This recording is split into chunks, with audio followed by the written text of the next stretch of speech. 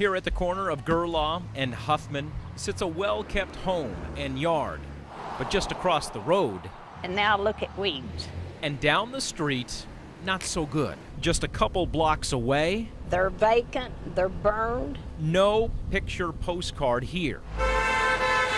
Lodia Furness has been here to see it all. I have grown to love Dayton. She's lived in the neighborhood almost 50 years. This picture of Lodia in the 1980s when she led the neighborhood fight to close the X-rated cinema.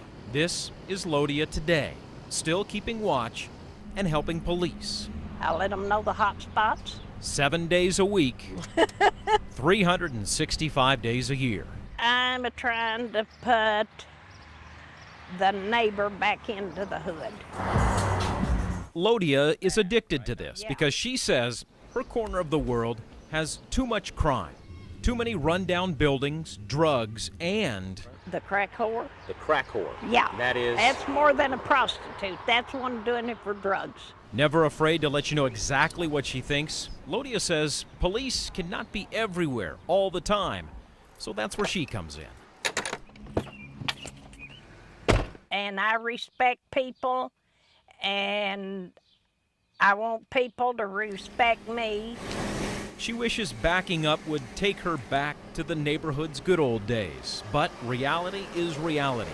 And Lodia says if she's going to make a difference, she's got to be on the street. It's a never-ending battle. Her biggest weapon, this little red van, always on the lookout, constantly letting police know where the problems are. She goes up and down these streets at 15 miles an hour. That's a vacant lot right there. And how about this? She's put more than 100,000 miles on this thing. There was the problem house that I got taken care of. Her goal is to have people respect and enjoy their neighborhood. People like Audrey Starnes. You know, to make a neighborhood better, you have to give to the neighborhood. Starnes took a chance and opened a neighborhood daycare inside a building the city almost tore down. Lodia was the daycare's biggest cheerleader. Because she's 70 years old. Yes. I'm afraid 70. of her. I'm afraid of her. And in 2006, some drug dealers were apparently afraid for their livelihood.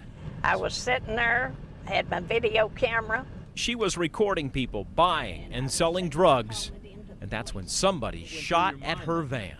I went through my mind, they think they're going to scare me. And I jumped out and I yelled, I said, you ain't scaring me.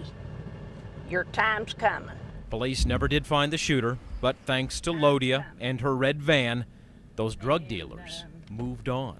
Very loyal to the neighborhood. She's very devoted. She's really trying to make a difference in the neighborhood. Safe to say, Lodia could have left all this and moved to the suburbs. That's not for me. Why's that?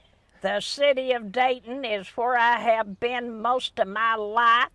And that's not about to change now. I've had too many people to call me and thank me for what that I have done in the neighborhood. Lodia Furness, rolling down the streets of East Dayton, just being neighborly. And as long as I'm able, I'm going to continue.